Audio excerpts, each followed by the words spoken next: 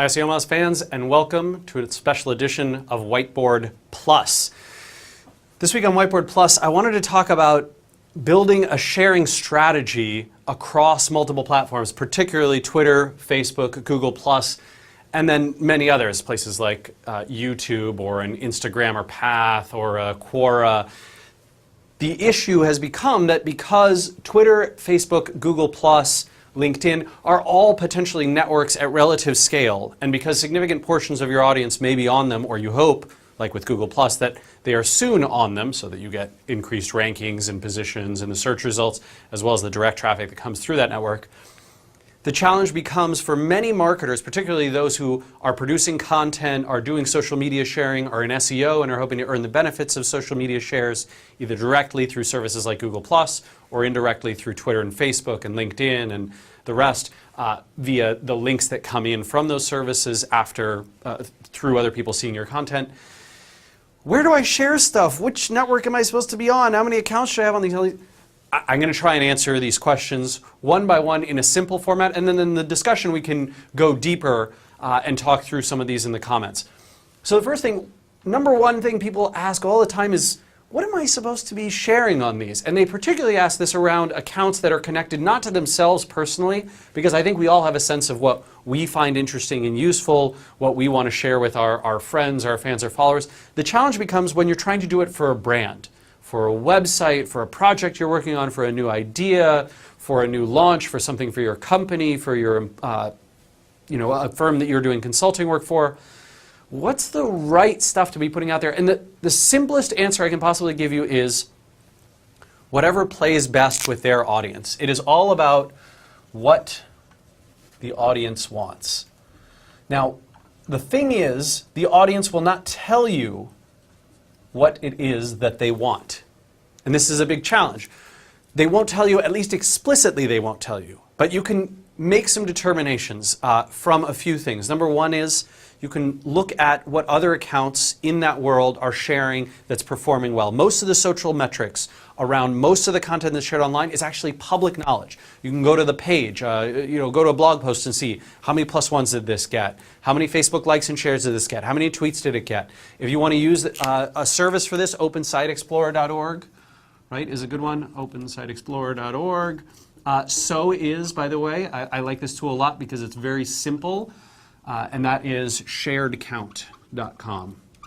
Sharedcount.com. Both of these, this one will show you a lot more on the link metrics side, but also has social metrics in there. This one shows you a ton of the social metrics kind of all mashed up together, which is fantastic. So you can get a sense of, how many +1s and likes and LinkedIn shares and tweets, et cetera, did a particular piece of content do.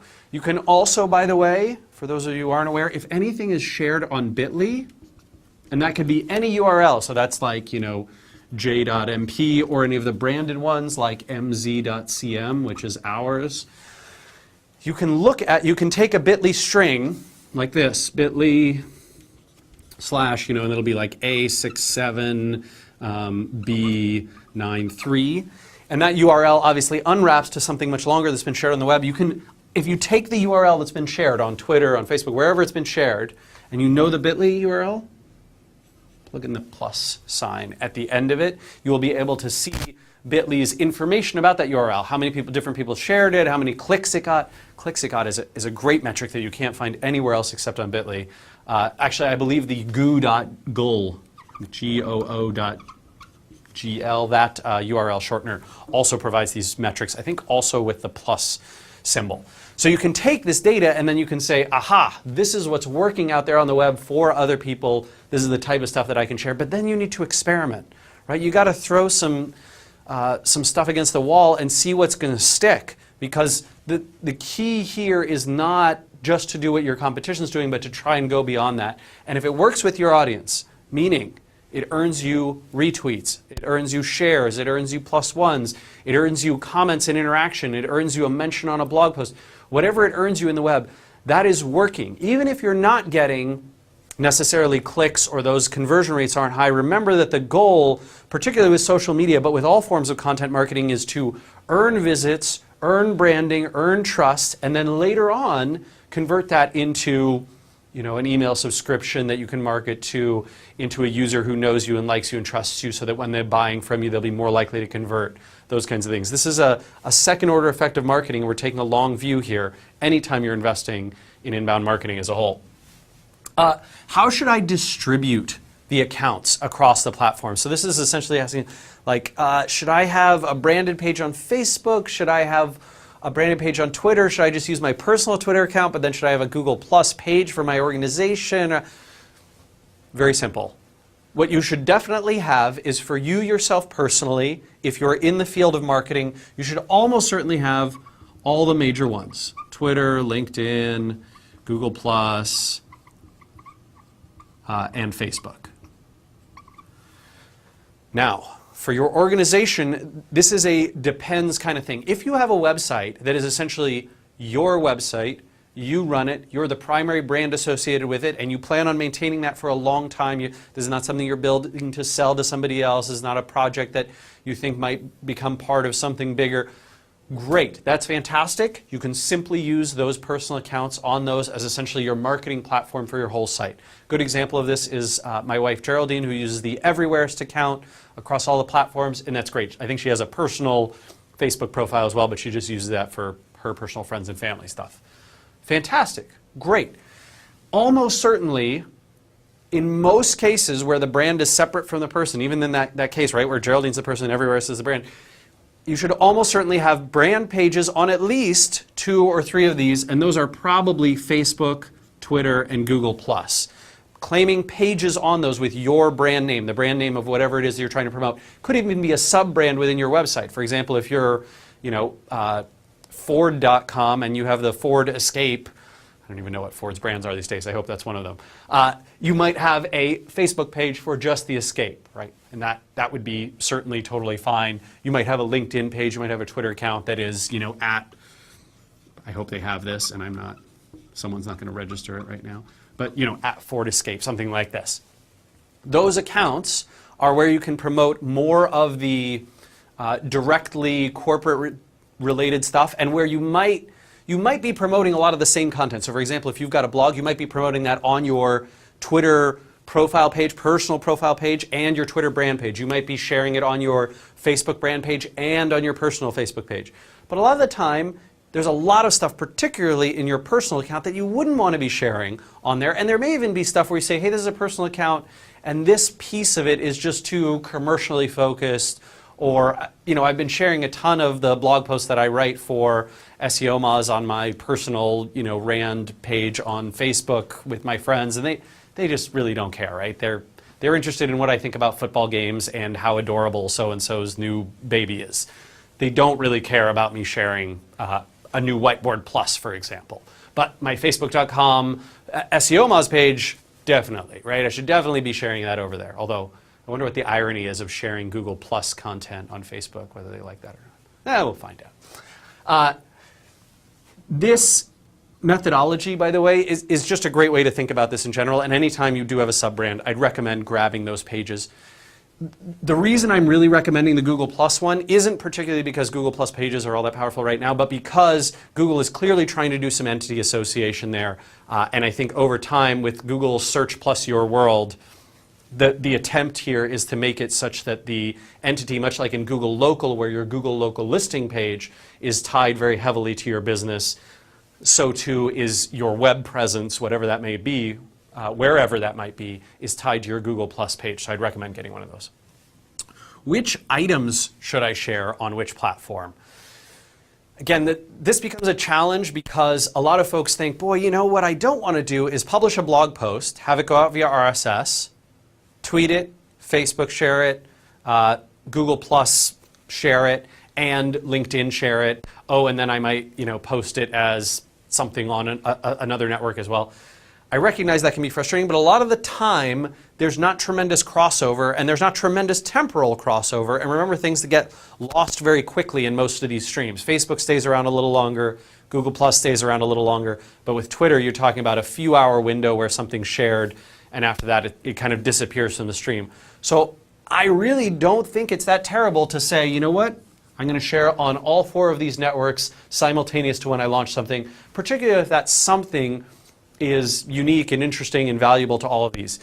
If you're doing more demographic type profiling, right, and you're looking at your Facebook insights and you're looking at who your fans are in Google+, and you're thinking, hey, it's not relevant to one of these audiences, that's fine. And please, for goodness sake, when you do share this across these 4 platforms, remember that different forms of sharing are appropriate. So Twitter, it's that short form message, trying to get retweeted, saying the most significant thing you can in a short message. Google+ and Facebook is both a little bit longer form content. Facebook not as much as Google+, and Facebook is very focused on media. So if you can do videos, if you can do photos or a photo set, that performs wonderfully there. Google+, at least right now, due to the biasing of the people who are on there, seems to do a little better with articles than they do with raw images. You can see people sharing some GIFs. Those will occasionally get popular, but it's a little bit like the top picks on Reddit or something. Whereas Facebook tends to be a lot of personal sharing types of things that perform very well. And then some almost politically minded or brand minded or celebrity focused stuff that performs well on Facebook. What you can learn over time, by the way, is if you're using a service like a Google or a Bitly, you can watch the click-through rates from sharing on these. You know 2 things. You know your fans or your followers, and you know the number of clicks, right? Number of clicks onto a piece of content from a particular network. If you're doing good sharing, right? You want to split these up and have different ones for each of the different platforms that you're sharing on. If you do this religiously for the first little while, what you can figure out is the ratio, right? The click-through rate. And this can tell you which content performs best on which networks and which content doesn't perform well. And if you like, you can do less sharing of the stuff that you know is not going to do well based on the estimated or expected click-through rate or historical click-through rate of that type of content. So if you say, hey, we do a lot of YouTube promotional videos for Ford Escape, and boy, they just, I don't know what it is, they don't play well on Google+. We're going to stop sharing those there, but we are going to start, we get a lot of success when we share articles about gas mileage and environmental stuff. So we're going to keep sharing that on Google+. That audience seems to eat that stuff up. That's what we're going to focus on there. Terrific. Great. This is the kind of stuff that a sophisticated social media marketer can determine over time. You need to stay very diligent in keeping track of those clicks, though. Finally, how are you prioritizing the promotion? So this is essentially, I look at my website and I kind of go, does it really just pay to have, Google Plus here and Facebook there and Twitter? I'm not really saying one is better than the other. I'm just saying here's all the places you can follow us. And because of this, and because consumers have so much choice around this, I think this is often a weak style. What I might recommend doing is learn a little bit more about the audience that's coming to your site and their preferences. There's even some JavaScript widgets that you can put right into the code of your site to tell you what percentage of your visitors are logged into any of these particular networks.